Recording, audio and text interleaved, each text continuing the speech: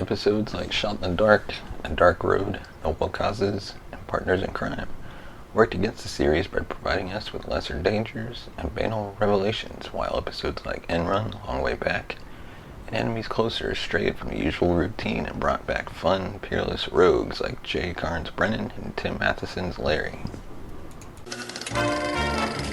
Welcome to the Cinema Gold Podcast with your host, Larry Leese. Come join us as Cinema Gold dives into the latest Hollywood films and news.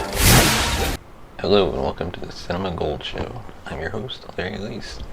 Today we continue our series Getting Burned, a review of USA Network's Burn Notice. This week we enter the third season.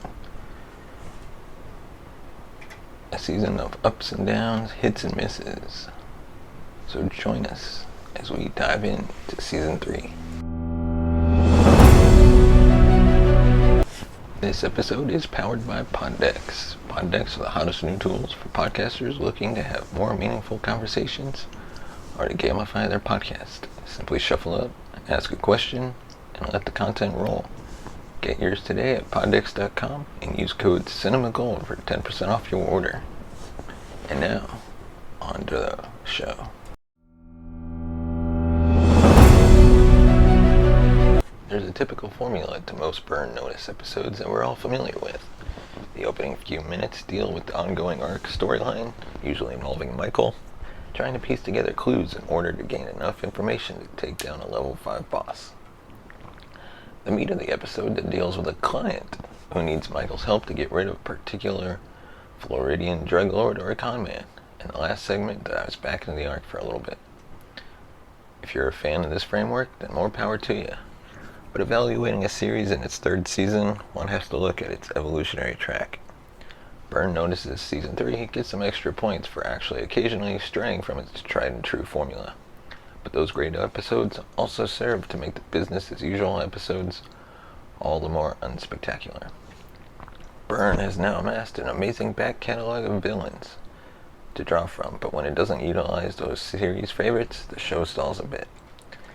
Episodes like Shot in the Dark, A Dark Road, Noble Causes, Partners in Crime worked against the series by providing us with lesser dangers and banal revelations, while episodes like End Run, Long Way Back, and Enemies Closer strayed from the usual routine and brought back fun, peerless rogues like Jay Carnes Brennan and Tim Matheson's Larry.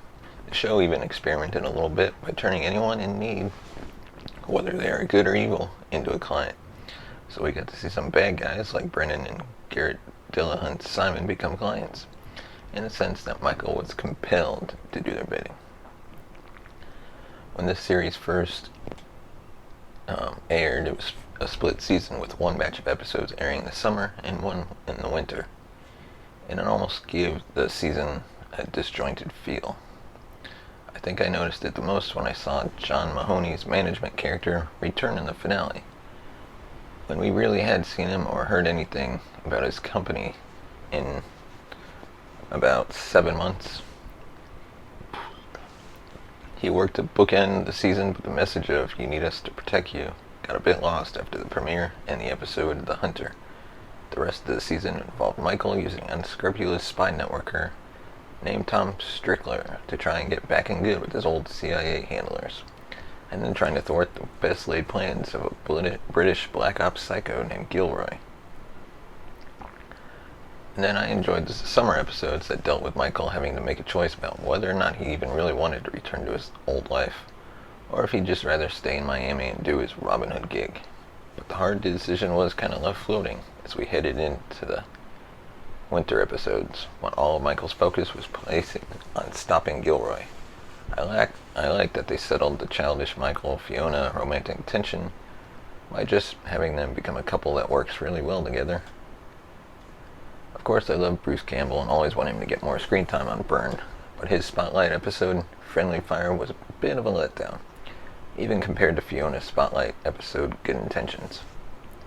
I'm not even that big of a fan of Fiona, but her dealings with the kidnapper Gabriel were much more intense and satisfying than Sam having to deal with his old SEAL buddy who slept with his wife. The person we really want to see Sam interact with was, well, his ex-wife. Madeline had some strong moments this season, particularly in the season finale, Devil You Know. But she would still pop up on the show even when there didn't seem to be any reason for her. And it really dragged some episodes down a bit. Her character would come across better if she was used as needed instead of shoehorned into each episode. And that's our review of Season 3 of the Burn Notice. Let us know what you thought about this season. Send us a tweet at Cinema Gold Show. Find us on Instagram at The Cinema Gold Show. And be sure to share this episode with your friends. And subscribe to our YouTube channel. Just search The Cinema Gold Show. And thanks for watching. We'll see you next week.